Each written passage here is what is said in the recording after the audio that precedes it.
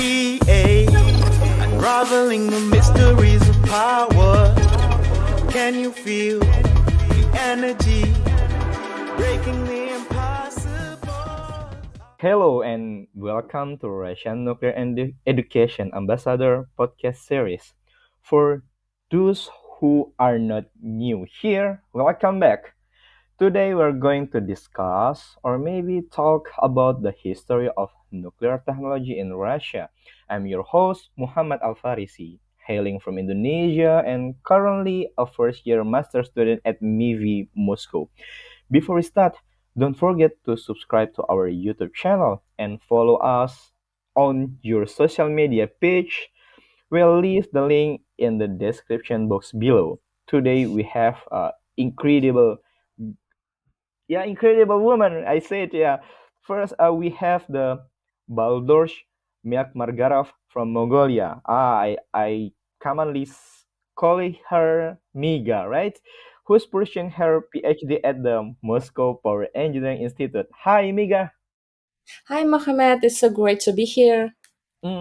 So, before we dive into the history of nuclear technology in Russia, let's get a bit of background from you, Miga.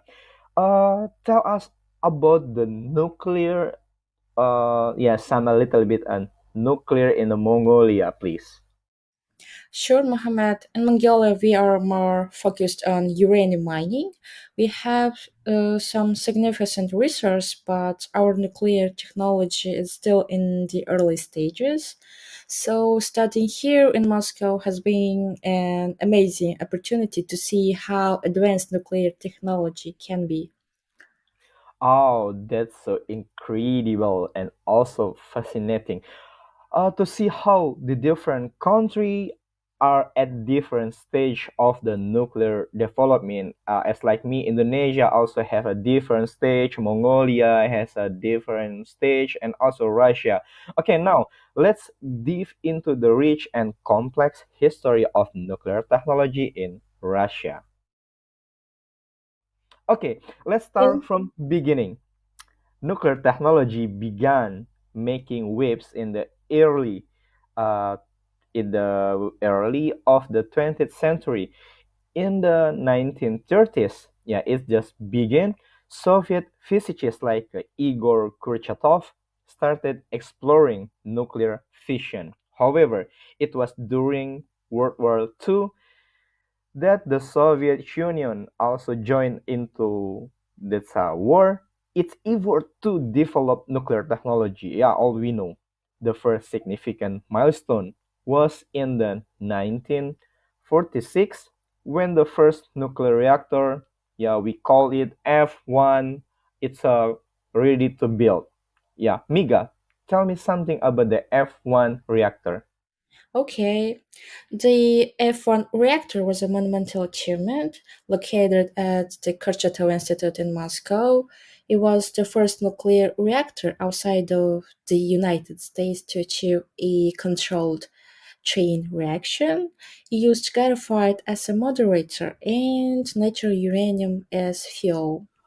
Ah, that's Yeah. great. This was significant because it marked it the first stone or the first stage of the Soviet Union to entry into the nuclear age.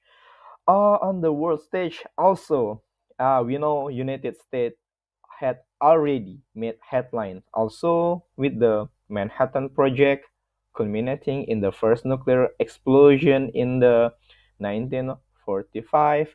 How did the development F1 reactor compare with what's happening globally at the same time, Miga? Okay, the F1 reactor was a crucial step in catching up with the US. While the US had focused on both military and energy applications, the Soviets initially focused on proving their they could achieve a sustained nuclear reaction. So the F1 reactor not only demonstrated their capability, but also set the stage for rapid advancements in both military and civilian nuclear technology. Ah, yeah, yeah. It's just beginning for the nuclear era Yeah. for both country, or maybe it's for globally. For the F1 reactor also contributed for the future scientific research, including the discovery of Cherenkov radiation. Yeah, all we know Cherenkov is yeah, sometimes beauty in the nuclear core reactor. Could you tell me, please, what is the Cherenkov radiation? It looks like the name of someone. Yeah, sure, Mohammed. Cherenkov radiation is that eerie blue glow, but you sometimes see in reactor pools. So it's named after Paul Cherenkov, a Soviet physicist who actually discovered it. And essentially, it occurs when charged particles like electrons travel through a medium at a speed greater than the speed of light in that medium. So it's like a sonic boom, but with the light. Wow, wow, it's a little, yeah, it's not little, it's a big, big creature from the nuclear pool. That blue glow is so iconic. The speed is more than the light speed. It almost like a rector way of saying, "Hi, Miga. Hi, Muhammad. I am working hard here. Hello." Yeah, Yeah. yeah. It sounds sort of like this, right? Yeah, yeah. Okay, moving forward. The next major milestone was in the 1954 with the Obnings nuclear power plant. That was the world's first grid-connected nuclear power plant. Miga, how did this project come about? Okay, Obninsk was a result of the Soviet Union's ambition to demonstrate the feasible use of nuclear energy, and it produced about 5 megawatts of electric power and operated for nearly 5 decades. Mhm. So it showed the world that nuclear power could be used to generate electricity safely and efficiently. Ah, that's great. At the beginning, we know about the F1 Yeah. reactor, and also we know now Obnings as the located as the first nuclear power plant to be connected in the grid of electricity. Now, we also talk about the Omnings. Omnings was indeed a significant achievement, while the Soviets were pioneering grid-connected reactor that I said before.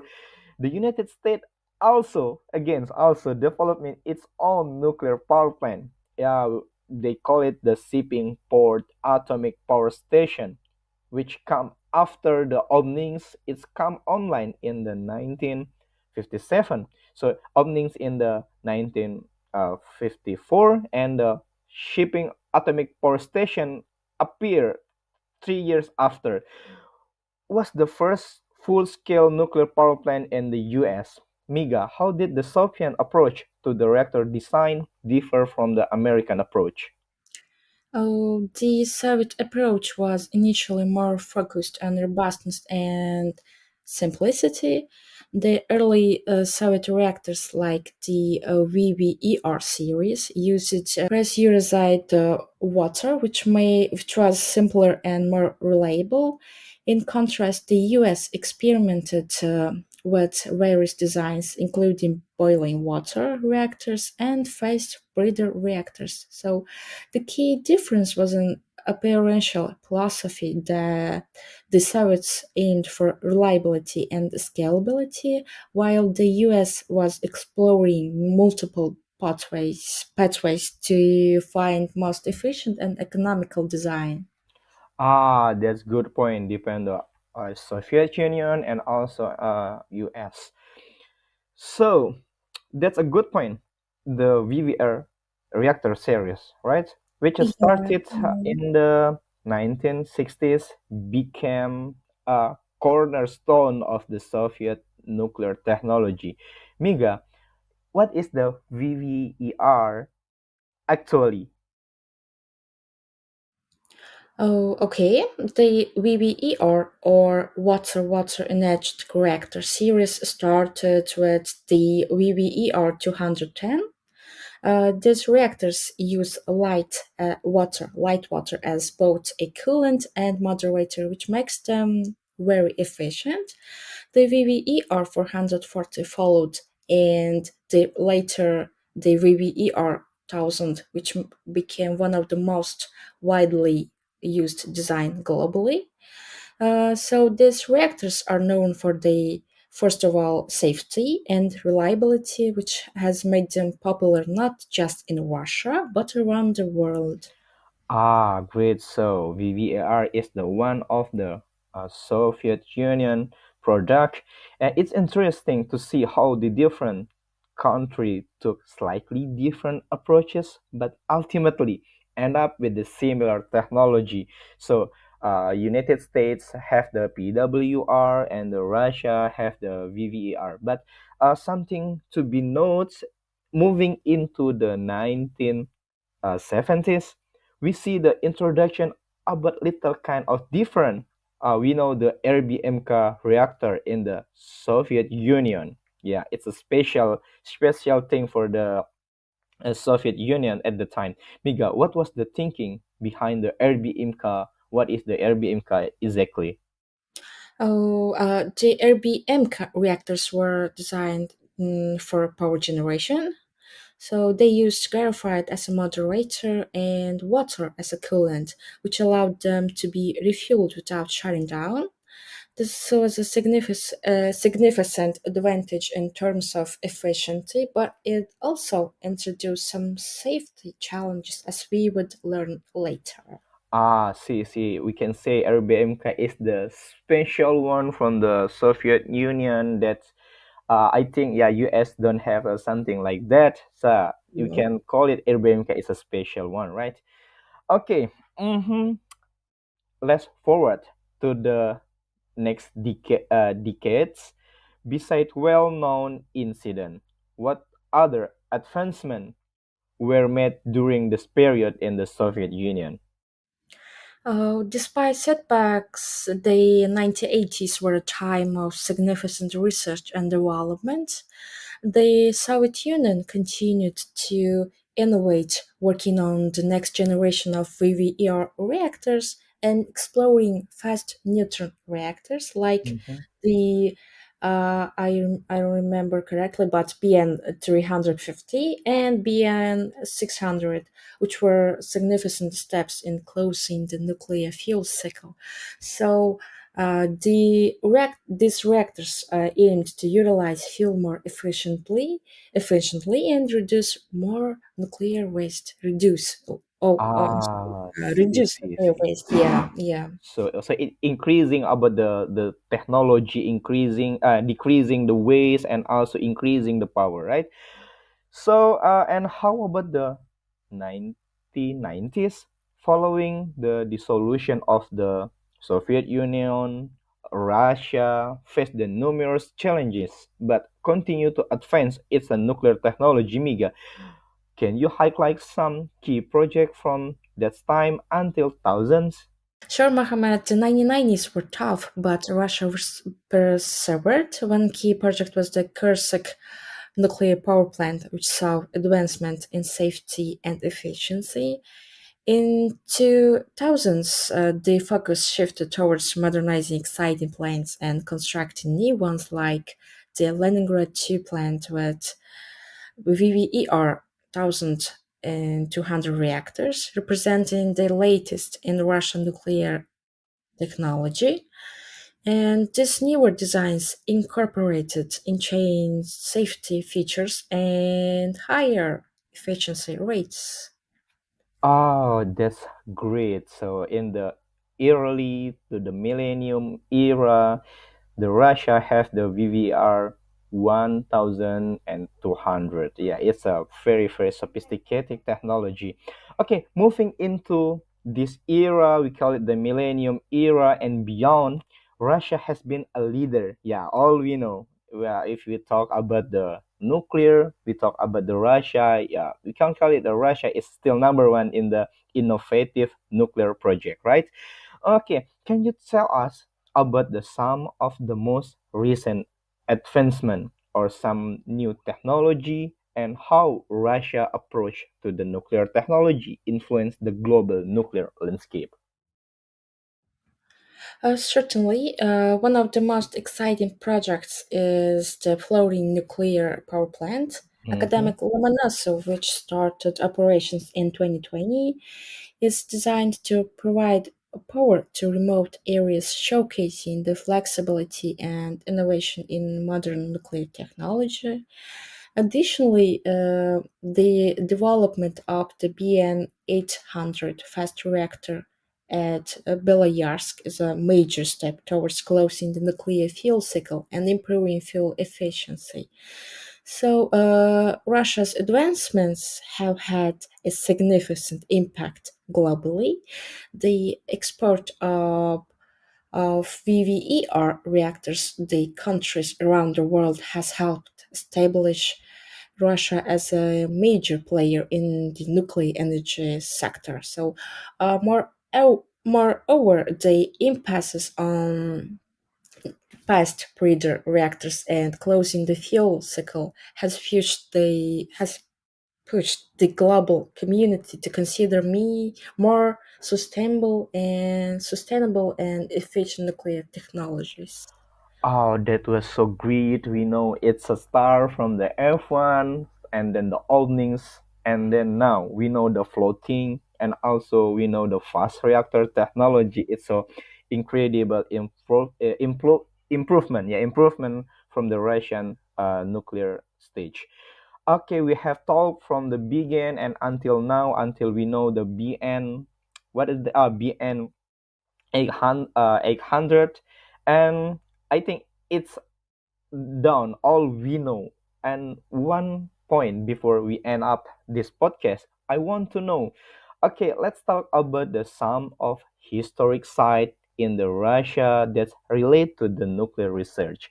Miga, what are some must visit as we are you and me as a nuclear enthusiast, or maybe from our listener want to visit the nuclear site in the Russia?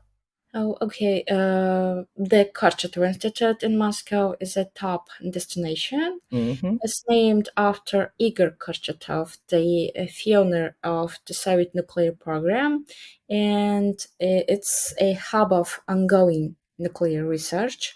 The Polytechnic Museum in Moscow also has fascinating exhibits on the history of nuclear technology. Exhibits on the history of nuclear technology. Oh, that's great. Yeah, yeah, yeah. I have to go there. It's a very amazing place. And one other things, don't forget the openings. Yeah. Yeah, yeah, We have talked about the openings. Openings is the first site to build the nuclear power plant with the electrician grid there. There are also museum of the nuclear energy that located at the site the world first nuclear power plant. Yeah, that I said before. It's a great place to learn about the early point of nuclear power and see historical artifact there. Yeah, maybe we can see the first scram button, and maybe we can see the first grid, the first yeah. the yeah, Mhm. yeah, we can see all that things at the first there. And how about the Kursk nuclear power plant? Is it the one the key sites for the modern nuclear technology in Russia?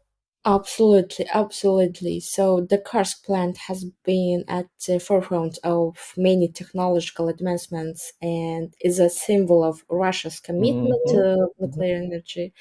Visiting there can provide insights into the evolution of nuclear power in the country. Ah, that's great. So we have three kind of the place. The first one is Kurchatov Institute in Moscow, and the second one the Omnings Museum of Nuclear Energy, and also don't forget to come to the course plan Yeah, course, right? Course plan, Course. course power plan. Yeah, yeah, yeah.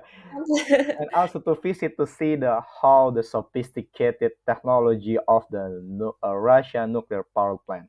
Okay, that's great. And so as we look to the future, yeah, I know you are will be the next Mongolian engineer from the electric side.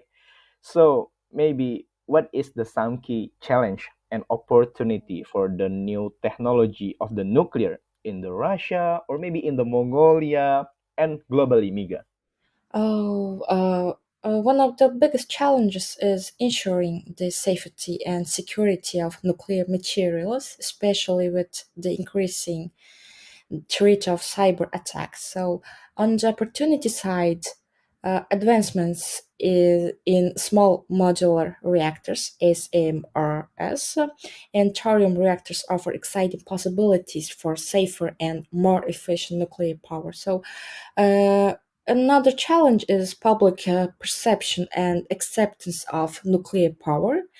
Education and transparent communication about the benefits and safety of nuclear energy is crucial. Yeah, that's why we are here as a RNEA and ready to educate all the people around the world, right? Yeah, Yeah. sure. I agree about your key point. On the bright side, we also know nuclear fusion research is making strides now. And although it's still a long way off, it holds the promise at almost limitless clean energy. Yeah, we know nuclear is the one of the clean energy in the world. Well said, it's clear that nuclear technology has a pivotal role to play in our energy for the future. The journey of nuclear technology in Russia started beginning as we talked before. It started from the F1 reactor. It's the just first stone, first stage of the Russian technology. Not only Russian, I guess, it's also in the world. To cutting the edge project of today is truly remarkable until we know the floating power plant and also BN 800. Ah, that's an amazing, interesting interview with you, Miga. Thank you for the enlightening discussion, Miga. Thank you too, Mohammed. It was such a pleasure. And to our listener, thank you for the tuning into the RNEA podcast. We hope you enjoy this deep dive into the history of nuclear technology in Russia. And also don't forget to visit the historic site that me and Miga mentioned if you ever get a chance. And also don't forget to like this video and share it with your friend. Once again, subscribe to our channel and follow our social through the links the description box below.